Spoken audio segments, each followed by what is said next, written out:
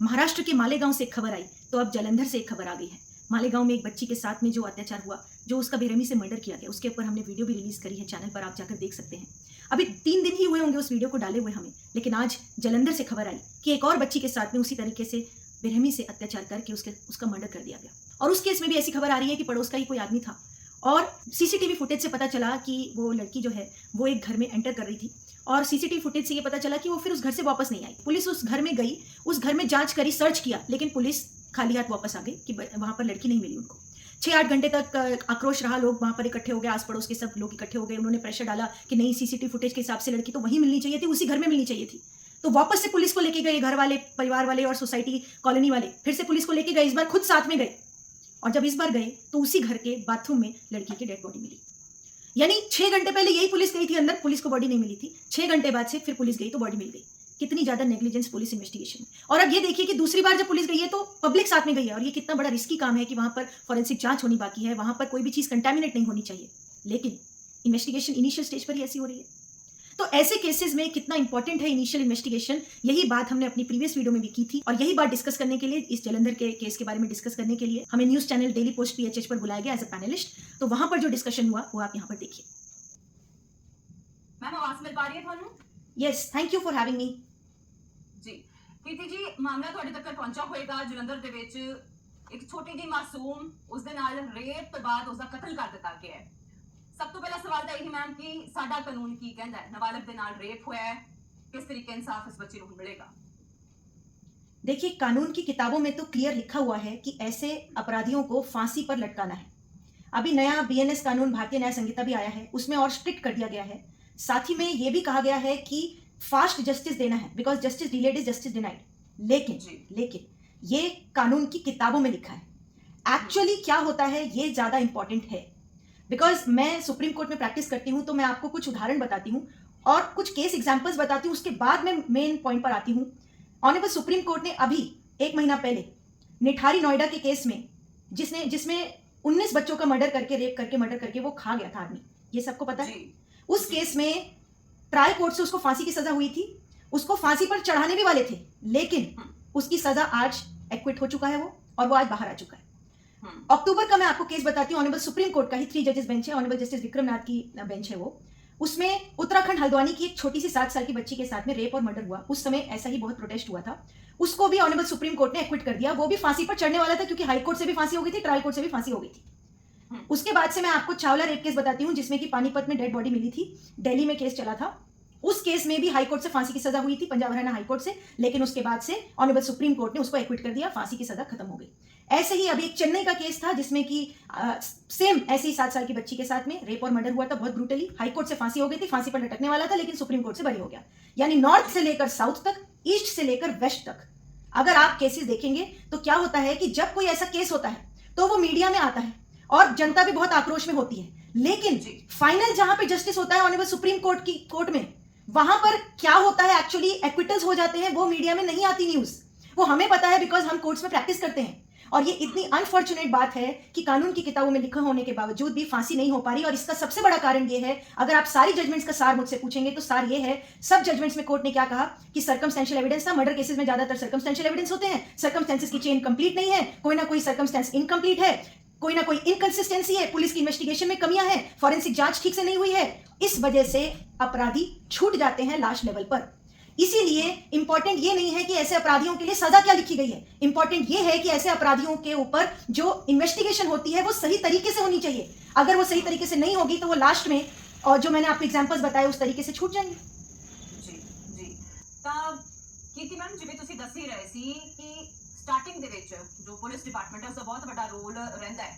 ਹੁਣ ਵੀ ਇਹ ਵਾਲੇ ਕੇਸ 'ਚ ਵੀ ਮੈਮ, ਜਲੰਧਰ ਵਾਲੇ ਮੈਟਰ 'ਚ ਵੀ ਦੱਸਿਆ ਜਾ ਰਿਹਾ ਹੈ ਕਿ ਜੋ ਸਭ ਤੋਂ ਪਹਿਲਾ ਅਧਿਕਾਰੀ ਗਏ ਪੁਲਿਸ ਮੁਲਾਜ਼ਮ, ਉਹਨਾਂ ਨੇ ਤਾਂ ਬਾਹਰ ਆ ਕੇ ਤੱਕ ਕਹਿ ਦਿੱਤਾ, ਲੋਕ ਵੀ ਲਗਾਤਾਰ, ਚਾਬੀ ਉਹਨਾਂ ਦੇ ਕੋਲ ਸੀ, ਉਹ ਕਹਿ ਰਹੇ ਅੰਦਰ ਕੁਝ ਨਹੀਂ ਹੈ। ਤੇ ਹੁਣ ਕਿਵੇਂ ਮੰਨੀਏ, ਕੀ ਕਰੀਏ ਕਿ ਅੱਗੇ ਕੀ ਸਾਨੂੰ ਕਾਨੂੰਨ ਤੋਂ ਇਨਸਾਫ ਜਿਹੜਾ ਹੈ ਮਿਲੇਗਾ? बिल्कुल, ये बहुत ही दुखद बात है। जब ये मैंने न्यूज के बारे में देखा कि पुलिस इनिशियली जब उस घर में गई, सब लोग बोल रहे थे कि बच्ची उसी घर में गई है, उसके बाद से वहां से वापस नहीं आई है, तो डेफिनेटली पुलिस की ये जिम्मेदारी थी कि अच्छे से वहां पर सर्च करते, लेकिन उन्होंने नहीं किया और देरी की वजह से ऐसा भी तो हो सकता है कि क्या पता बच्ची उस समय जिंदा हो, ऐसा भी जी, क्या मालूम। बिल्कुल बिल्कुल। तो अगर समय पे उसको देख लिया होता, पुलिस ने सर्च कर लिया होता, तो क्या पता वो आज हमारे बीच में होती। तो ये जो नेग्लिजेंसीज होती हैं, इसी के बारे में मैं जो बात कर रही थी, क्या होता है कि यहाँ पर इंपॉर्टेंट ये है कि पुलिस डिपार्टमेंट में सेंसिटाइजेशन बहुत इंपॉर्टेंट है इस तरह के खासकर केसेस में। क्योंकि देखिए, एक प्रोफेशन एक अलग चीज है, लेकिन कहीं ना कहीं पर्सनली हमें ये लगता है कि एक फीलिंग अंदर से भी होनी चाहिए कि पर्टिकुलरली इस तरह के केसेस में जिसमें कि रेप एंड मर्डर के केसेस होते हैं, उसमें पुलिस को और ज्यादा अच्छे से ध्यान देना चाहिए, इस चीज की ट्रेनिंग होनी चाहिए। बल्कि क्या होता है कि हम कहते हैं कि समाज में मॉरल वैल्यूज बहुत इंपॉर्टेंट है, तो यहाँ पर भी मॉरल वैल्यूज बहुत इंपॉर्टेंट है। एक सेंसिटाइजेशन की बहुत जरूरत है पुलिस डिपार्टमेंट में, और मैं समझती हूँ कि जहाँ ट्रेनिंग कानून की सेक्शंस की दी जाती है, वहां पे इस तरह की भी ट्रेनिंग दी जानी चाहिए कि ऐसे केसेस में किस तरह से पुलिस ने रिएक्ट करना चाहिए। उनको अंदर से फील होना चाहिए कि कल को आपकी बच्ची अगर होती तो आप कैसे इन्वेस्टिगेशन करते, ये फीलिंग और होनी मैम चाहिए। इतने एक गल होर मैं माफी ਨਾਲ ਤੁਹਾਨੂੰ ਇੰਟਰਰਪਟ ਕਰ ਰਹੀ ਹਾਂ, ਕੋਈ ਵੀ ਮਹਿਲਾ ਕਾਂਸਟੇਬਲ ਇਸ ਟੀਮ ਦੇ ਅੰਦਰ ਨਹੀਂ ਸੀ ਜਿੰਨੀ ਦੇਰ ਵੀ ਇਹ ਪੂਰਾ ਮੈਟਰ ਹੋਇਆ। 6 ਤੋਂ 7 ਘੰਟੇ ਲੋਕ ਦੱਸ ਰਹੇ ਨੇ ਕਿ ਹੰਗਾਮਾ ਹੁੰਦਾ ਰਿਹਾ ਔਰ ਕੋਈ ਵੀ ਮਹਿਲਾ ਸਟਾਫ ਮਹਿਲਾ ਪੁਲਿਸ ਮੁਲਾਜ਼ਮ ਉੱਥੇ ਪਹੁੰਚਿਆ ਹੀ ਨਹੀਂ। ਜਦ ਕਿ ਜਿਵੇਂ ਤੁਸੀਂ ਮੋਰਲ ਵੈਲਿਊ ਦਾ ਜ਼ਿਕਰ ਕਰ ਰਹੇ ਸੀ ਮੈਮ, ਸਾਡੇ ਪੁਲਿਸ ਡਿਪਾਰਟਮੈਂਟ ਦੇ ਵਿੱਚ ਇਨਸਾਨਾਂ ਦੇ ਵਿੱਚ ਬੰਦਿਆਂ 'ਚ ਇਹ ਚੀਜ਼ ਨਹੀਂ ਹੈ ਕਿ ਹਾਂ ਬੱਚੀ ਦੇ ਨਾਲ ਜੁੜਿਆ ਇਹ ਮਾਮਲਾ ਹੈ ਔਰ ਅਸੀਂ ਜਾ ਕੇ ਉਸ ਨੂੰ ਇਸ ਹਾਲਤ ਦੇ ਵਿੱਚ ਦੇਖ ਰਹੇ ਹਾਂ, ਜਦ ਕਿ ਜਾਣਾ ਇੱਕ ਮਹਿਲਾ ਆਫਿਸਰ ਨੂੰ ਚਾਹੀਦਾ ਸੀ ਅੰਦਰ। बिल्कुल बिल्कुल, ये तो बहुत ही बेसिक बात है कि अगर कोई भी इस तरह के ऑफेंस का फोन भी आता है, अगर पुलिस के पास एक फोन भी आ जाता है कि किसी कॉलोनी में, सोसाइटी में ऐसी कोई घटना हुई है, तो महिला कांस्टेबल को आना नेसेसरी है।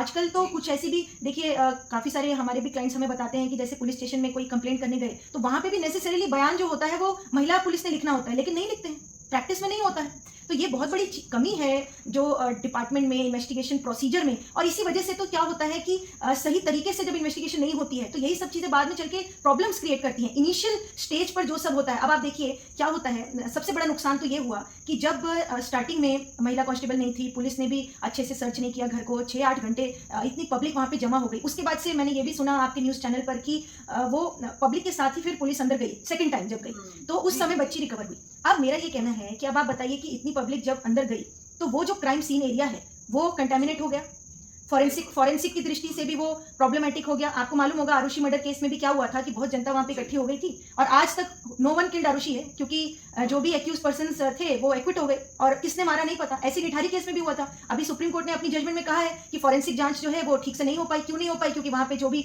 सब डीएनए सब कलेक्ट करना चाहिए था वो ठीक से नहीं कलेक्ट हो पाई, क्योंकि कंटामिनेट हो जाती है जगह। तो ऐसे में ये इन्वेस्टिगेशन इनिशियल पीरियड इतनी इंपॉर्टेंट होती है कि इमीडिएटली वहां पे पुलिस को एरिया सील करना चाहिए, और रिकवरी करते समय प्रॉपर प्रोसीजर फॉलो किया है कि नहीं किया ये भी अभी मुझे मालूम नहीं है। वो तो अभी धीरे धीरे जब पता चलेगा, तो जैसे कि यहाँ पे बात हो रही है कि अपराधी को सख्त से सख्त सजा दी जाए, लेकिन अगर उन्होंने प्रोसीजर ठीक से फॉलो नहीं किया होगा मान लीजिए, तो बहुत प्रॉब्लम आएगी आगे चल के, कन्विक्शन जो है वो अफोर्ड नहीं हो पाएगा। ਬਿਲਕੁਲ ਮੈਮ, ਜਿਵੇਂ ਤੁਸੀਂ ਦੱਸ ਰਹੇ ਹੋ, ਜੋ ਅਸੀਂ ਤਸਵੀਰਾਂ ਦੇਖੀਆਂ, ਜੋ ਹਾਲ ਵੇਖਿਆ, ਮੈਨੂੰ ਵੀ ਇੰਜ ਹੀ ਲੱਗ ਰਿਹਾ ਮੈਮ ਕਿ ਇਹ ਆਰੋਪੀ ਜਿਹੜਾ ਹੈ ਉਹ ਦੋਸ਼ੀ ਹੋ ਕੇ ਵੀ ਸ਼ਾਇਦ ਜਲਦੀ ਸਲਾਖਾਂ ਤੋਂ ਬਾਹਰ ਆ ਜਾਏਗਾ, ਕਿਉਂਕਿ ਇੱਥੇ ਬਹੁਤ ਵੱਡੀ ਅਣਗਹਿਲੀ ਇੱਥੇ ਹੋਈ ਹੈ। ਮੈਮ ਮੈਂ ਦੁਬਾਰਾ ਰੁਕ ਕਰਾਂਗੀ, ਕੁਝ ਕਾਲਰ ਸਾਡਾ ਬਣੇ ਨੇ ਤੇ ਕਿਉਂਕਿ ਮੈਮ ਮੈਂ ਮਾਨਸਿਕਤਾ ਜ਼ਰੂਰ ਤੁਹਾਡੇ ਤੋਂ ਸਮਝਣਾ ਚਾਹਾਂਗੀ, ਕਿਉਂਕਿ ਤੁਸੀਂ ਬਹੁਤ ਸਾਰੇ ਕੇਸਿਸ ਮੈਮ ਦੇਖੇ ਨੇ। ਕੀ ਮਾਨਸਿਕਤਾ ਉਹ ਸ਼ਖਸ ਦੀ ਰਹਿੰਦੀ ਹੈ ਕਿ ਪਹਿਲੀ ਵਾਰ ਦੇ ਵਿੱਚ ਹੀ ਉਹ ਤਿਆਰ ਹੁੰਦਾ ਹੈ ਕ੍ਰਾਈਮ ਕਰਨ ਦੇ ਲਈ, ਜਾਂ ਅਸੀਂ ਪਹਿਲਾਂ ਤੋਂ ਸਮਝ ਸਕਦੇ ਹਾਂ ਕਿ ਆਉਣ ਵਾਲੇ ਸਮੇਂ 'ਚ ਬੰਦਾ ਕੁਝ ਗਲਤ ਕਰ ਸਕਦਾ ਹੈ? ਔਰ ਇੱਕ ਫਿਕਰ ਮੈਮ ਮੈਨੂੰ ਉਹਨਾਂ ਦੀ ਪਤਨੀ ਲਈ ਵੀ ਹੋ ਰਹੀ ਹੈ ਇਸ ਸ਼ਖਸ ਦੀ, ਕਿ ਉਹ ਕਿਵੇਂ ਉਹਨਾਂ ਦੇ ਨਾਲ ਰਹਿੰਦੇ ਹੋਣਗੇ ਜਿਨ੍ਹਾਂ ਨੇ ਇਹ ਹੈਵਾਨੀਅਤ ਜਿਸ शख्स ने दिखाई है।